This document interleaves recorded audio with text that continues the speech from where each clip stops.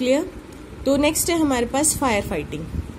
Fire at homes, shops, factories can be very disaster and often cause loss of life and property. कि जो fire है वो बेटे हमारी प्रॉपर्टी के लिए मतलब नुकसान ही करती है अगर वो कंट्रोल ओवर ज़्यादा कंट्रोल हम नहीं कर पाते उसे। तो so fire should be brought under control and extinguish as soon as possible. तो फायर को हमेशा अंडर कंट्रोल रखना चाहिए और उसको जल्दी से उसके ऊपर कंट्रोल पा लेना चाहिए। Fire fighting means to control and extinguish the unwanted fire. Fire fighting क्या होती है? वो प्रोसेस जिसमें हम आग को ज़्यादा बढ़ने से रोक सकते हैं, कंट्रोल कर सकते हैं, ठीक है। Fire can be controlled by removing one or more of the condition required for combustion to take place.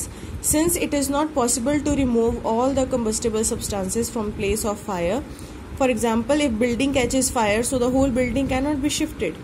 ठीक है ना। तो मतलब उनका कहने का ये है कि जब भी आग लगती है उस पर हमें कंट्रोल कर लेना चाहिए, क्योंकि जब कोई आग लगती है तो ज़रूरी नहीं है कि हम उसमें से सारी कंबस्टिबल चीज़ें पहले ही निकाल लें ताकि आग को रोका जा सके, ठीक है। अगर एक बिल्डिंग में आग लग जाती है तो बिल्डिंग के अंदर तो बहुत सारी ऐसी चीज़ें होंगी जो आग पकड़ सकती हैं, ठीक है। कपड़े हो सकते हैं, इलेक्ट्रॉनिक चीज़ें हो सकती हैं।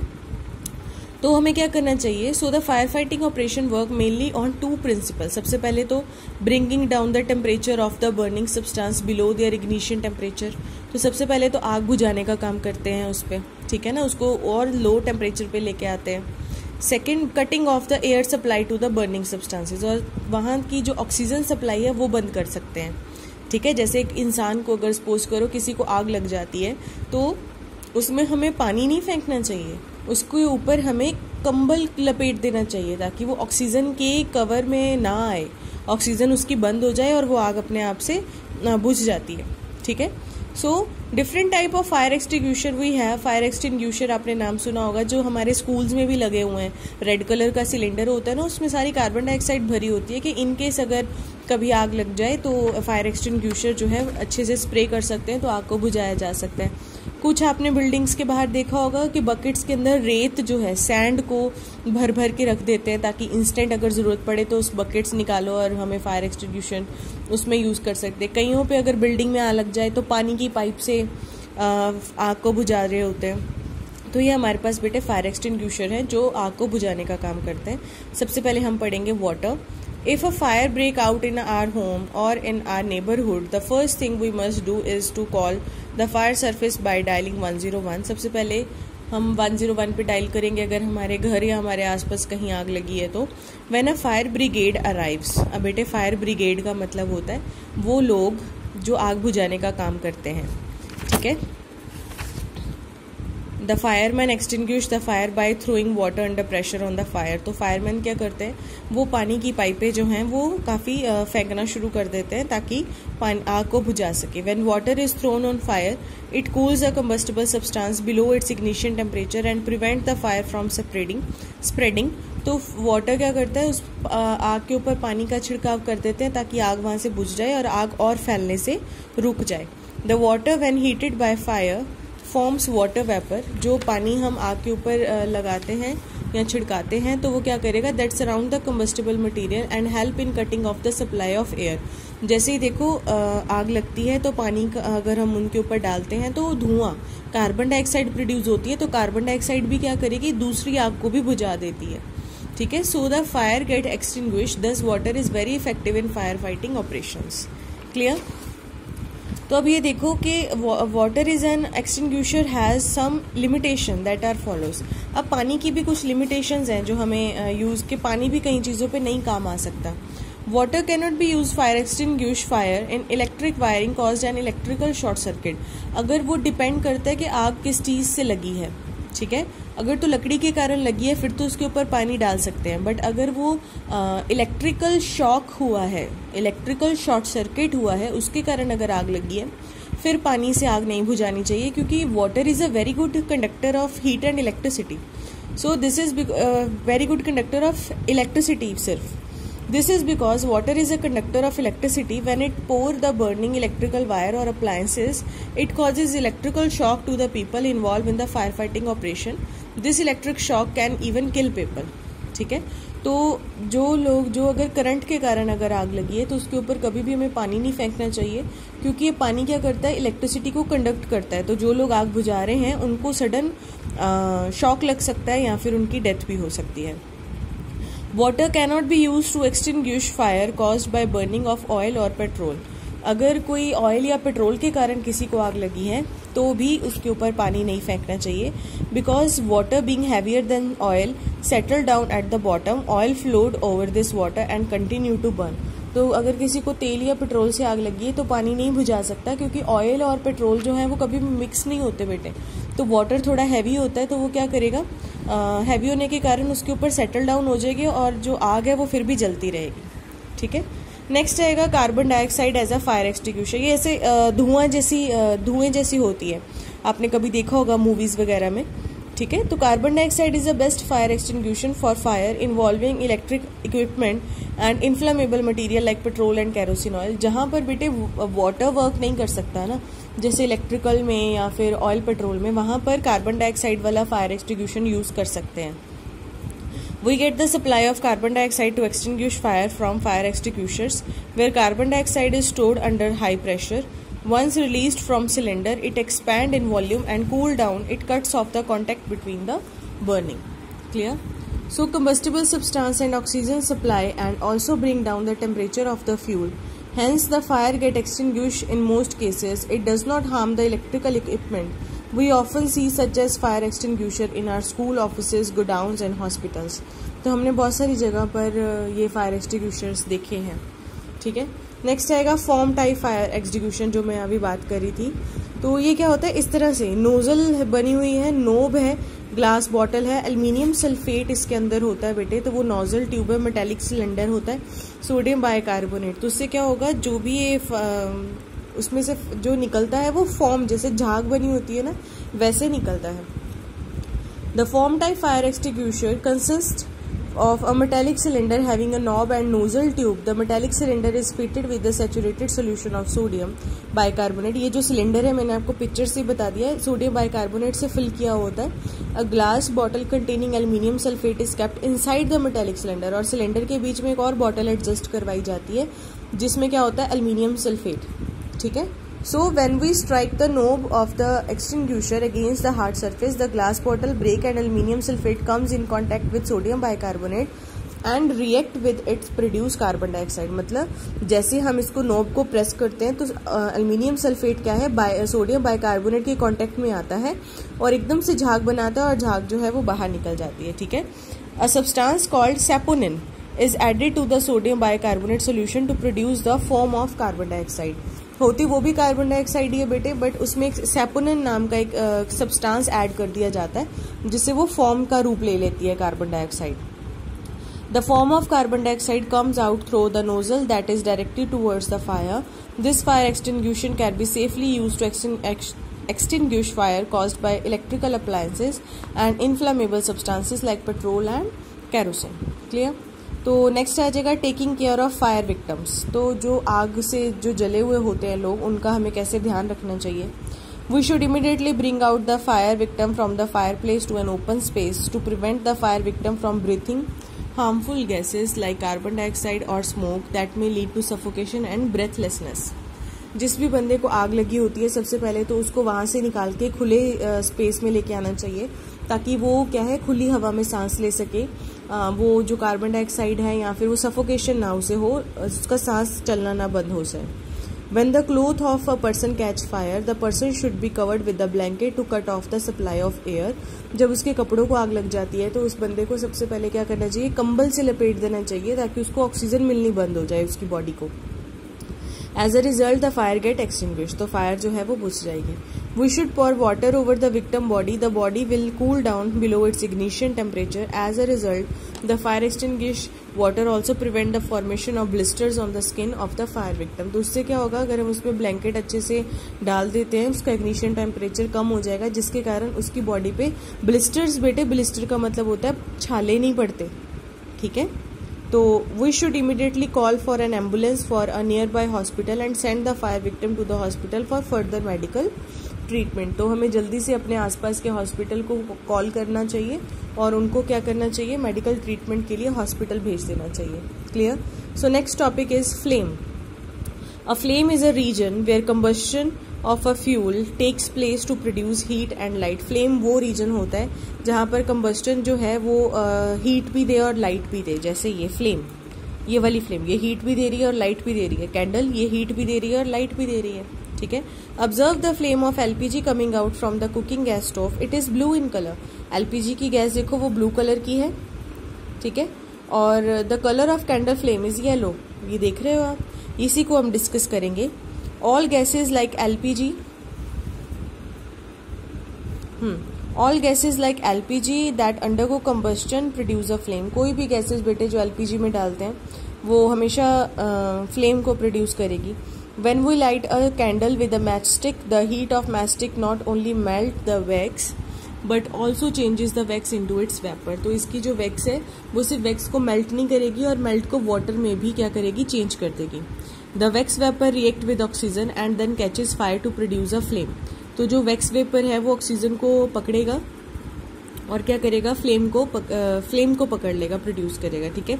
Second, solid fuel like wax and camphor that vaporise on heating burn with the flame. जो सॉलिड फ्यूल होते हैं, वैक्स एंड कैम्फर जो है वो क्या करेंगे, वेपोराइज हो जाते हैं। जैसे कपूर आपने घरों में कभी मंदिर में यूज किया हो, कपूर को जैसे ही आग लगाते हैं ना तो वो लिक्विड में नहीं कन्वर्ट होता, वो डायरेक्ट गैसियस फॉर्म में चला जाता है।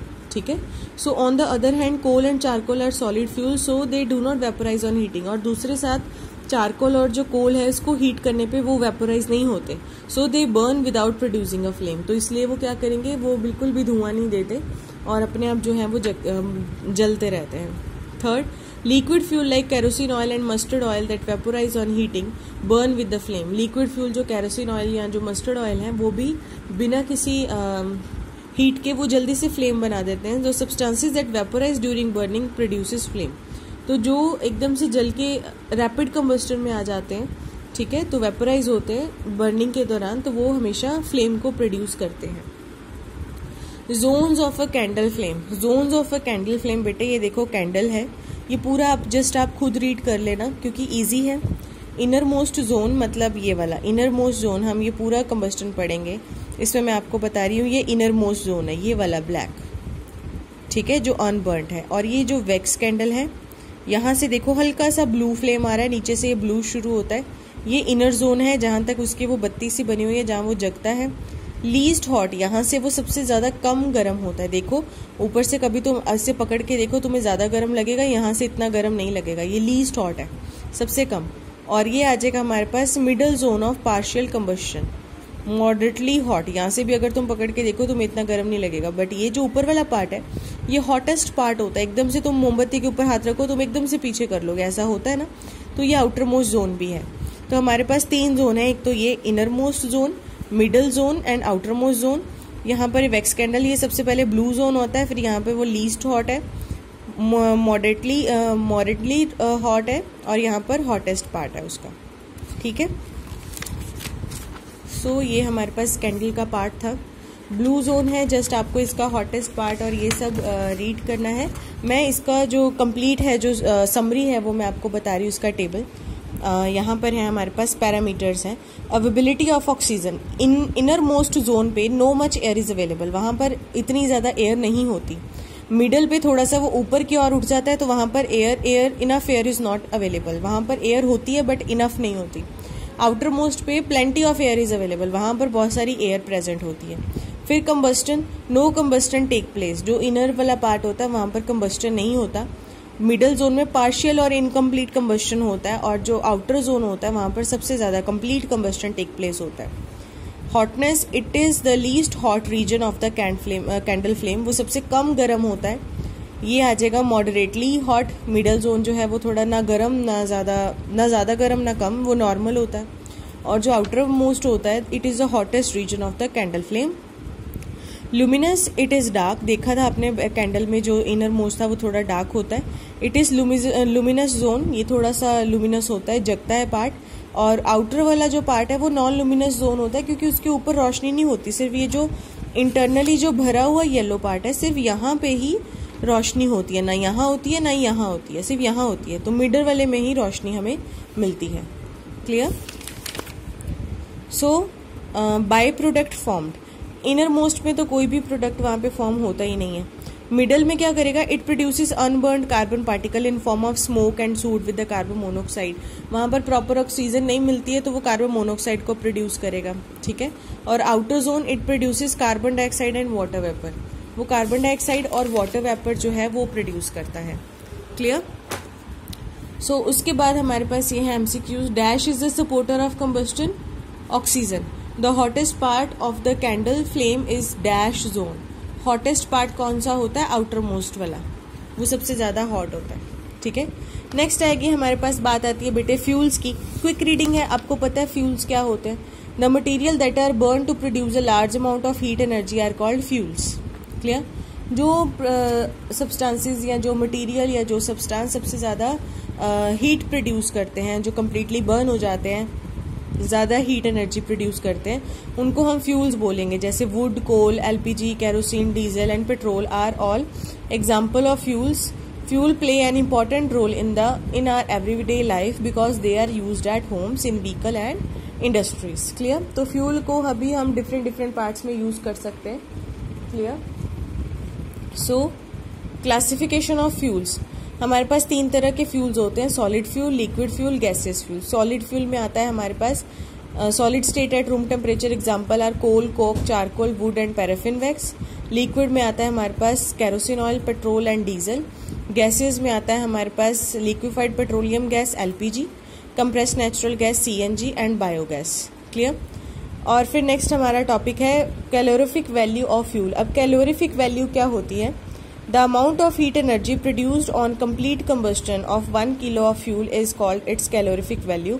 कि 1 किलो में उसने कितना ज़्यादा जो हीट एनर्जी है वो प्रोड्यूस की है, उसे हम कैलोरीफिक वैल्यू ऑफ फ्यूल बोलेंगे।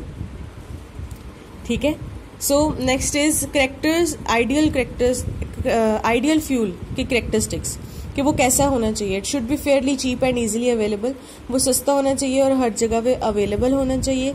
It should be easy to handle, safe to transport and convenient to store, ये हैंडल करने में भी इजी हो और अच्छे से ये ट्रांसपोर्ट मतलब इधर जगह से दूसरी जगह तक ले जाया जा सके, और स्टोर करने में भी हमें इजी रहता है।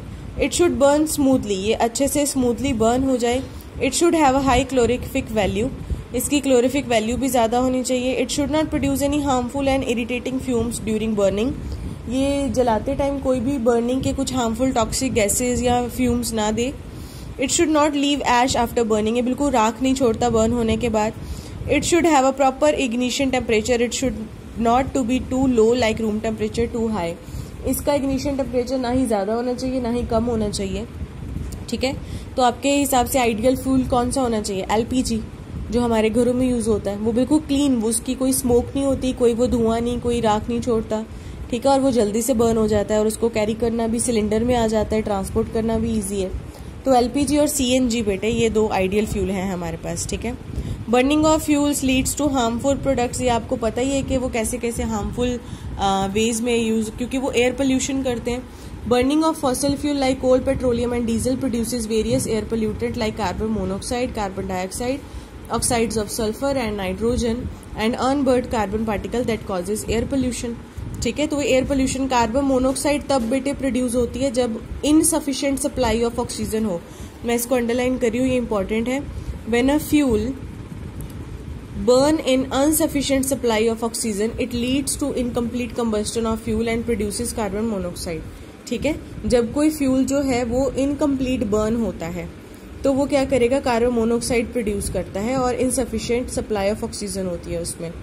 ठीक है। Water and energy, for example incomplete combustion of methane produces carbon monoxide, water and energies. Methane, oxygen, carbon monoxide, water and energy, ये रिएक्शन इंपॉर्टेंट है। तो ये तो बात होगी कार्बन मोनोऑक्साइड की।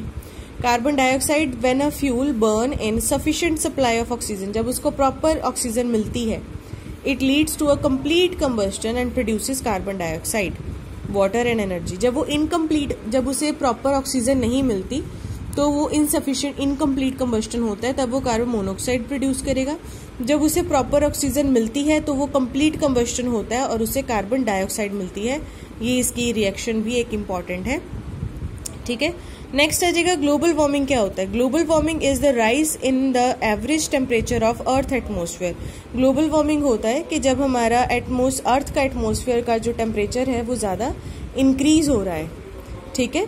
Sulphur dioxide and oxides of nitrogen, ये आप जस्ट रीड खुद करोगे, उसमें एसिड रेन यूज होती है जो केमिकल्स के कारण बनती है, acid rain. And SPM suspended particulate matter, ठीक है। Burning of fuel containing carbon and its compounds releasing ash and fine unburned carbon particle in air. These particles are called suspended particulate matter. Clear? उसे हम SPM बोलेंगे, इसकी full form पूछी जा सकती है। And your chapter reading is over now. तो मैं आपकी इसकी बैक एक्सरसाइज और क्वेश्चन आंसर्स आपको शाम को सेंड करूंगी। Just do a practice on that and just read your chapter. If you have any kind of problem, then please send a voice message on my number. Okay? Thank you, beta.